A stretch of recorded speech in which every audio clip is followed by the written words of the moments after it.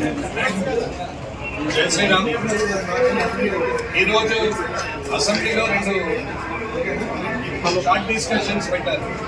ఒకటి ధరణి మీద, రెండు భాగ్యనగరం మీద అంటే హైదరాబాద్ మీద షార్ట్ డిస్కషన్స్ పెట్టారు. అట్లాగే బిల్లులు విషయంలో కూడా మాట్లాడడం జరిగింది. అది అందరూ కూడా ఆమోదించడం జరిగింది. అలాగే ధరణి విషయానికి వస్తే ఎప్పుడు కూడా టీఆర్ఎస్ గవర్నమెంట్ అప్పుడు ఏదైతే ఉండేనో తెలంగాణ రాష్ట్ర ప్రభుత్వం ఏదైతే చంద్రశేఖరరావు గారు ముఖ్యమంత్రిగా ఉన్నప్పుడు ధరణి తీసుకొస్తే ఆ ధరణి వల్ల రైతులకు ఎంత కష్టం వచ్చింది అనేది అందరికీ తెలుసు. ఆ ధరణి సరిదిద్ది ఆ ధరణి వల్ల రైతులకు మంచి జరగాలనేది ఆలోచన. ఈ ప్రభుత్వం ఎప్పుడు కూడా ప్రస్తుత రాష్ట్ర ప్రభుత్వము గత రాష్ట్ర ప్రభుత్వాన్ని దుమ్మెత్తి పోసే తప్ప వేరేదేది మాట్లాడే పరిస్థితి లేదు. ధరణి విషయంలో వారు నాకు చర్చ పెడితే, షార్ట్ డిస్కషన్ పెడితే వాళ్ళ సభ్యులకే కనీసం 7గురితో మాట్లాడించింది.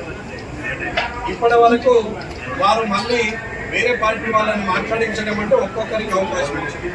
సరే, అక్బరుద్దీన్ గారు మాట్లాడితే గంట అయినా 2 గంటలైనా ఇస్తారు, కానీ మిగతా వాళ్ళు మాట్లాడితే ఇచ్చే పరిస్థితి ఉండేనే ఉంటుంది.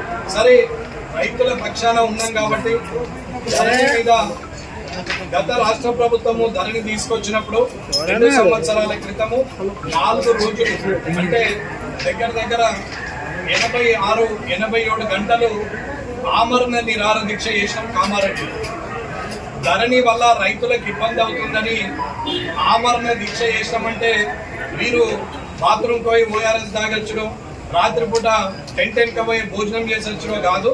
పన్న దగ్గర నుండి కనీసం ఒక చుక్క మూత్రం కూడా వదలకుండా ఉన్న దగ్గరని అలాగే ఉండి అలా 86-87 గంటలు ఆమరణ దీక్ష కూర్చున్నాం.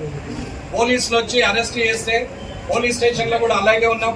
జిల్లా దాటిస్తే ఇది రూల్ కాదు అంటే మళ్ళీ కామారెడ్డి నుంచి నిజామాబాద్ తీసుకెళ్ళి, నిజామాబాద్కి వెళ్ళి మళ్ళీ కామారెడ్డి తీసుకొచ్చి ఇంట్లో వదిలేసడం, అయినా ఆమరణ నిరాహార దీక్షను కొనసాగించడం జరిగింది. ఇది ఎందుకు చెప్తున్నా అంటే ధరణి వల్ల జరిగిన నష్టం ప్రాణం పోయినా సరే కానీ రైతులకు మంచి జరగాలనే ఒక ఆలోచన చేశాం. కొండోడు ముఖ్యమంత్రి ఉద్యమాలను అణచివేసేవాడు, ఆయన వినడు, ఇబ్బంది అవుతుందని పోలీసులు ఎంత చెప్పినా ఉంటే ఉంటాం పోతే పోతాం అని చెప్పి అలాగే ఆమరణ దీక్ష చేయడం జరిగింది. అప్పుడు కలెక్టర్ గారు ధరణిని సరిదిద్దడానికి రాష్ట్ర ప్రభుత్వానికి పంపిస్తున్నాము, మీరైతే విడ్రా కండి అని చెప్తే అప్పుడు 4వ రోజు విడ్రా కావడం అయితే సుమారు 90 గంటల తర్వాత. అయితే ఏదైతే సమస్య ఉన్నదో ధరణిలో ఇది కావాలి అని అంటే కంప్యూటర్ది ఆన్లైన్లో పహానీని సంవత్సరానికి ఎట్లయితే హార్డ్ కాపీ అంటే మాన్యువల్గా తయారు చేస్తామో అట్లాగే ప్రతి సంవత్సరము పహానీ చేయాల్సిన అవసరం ఉంది.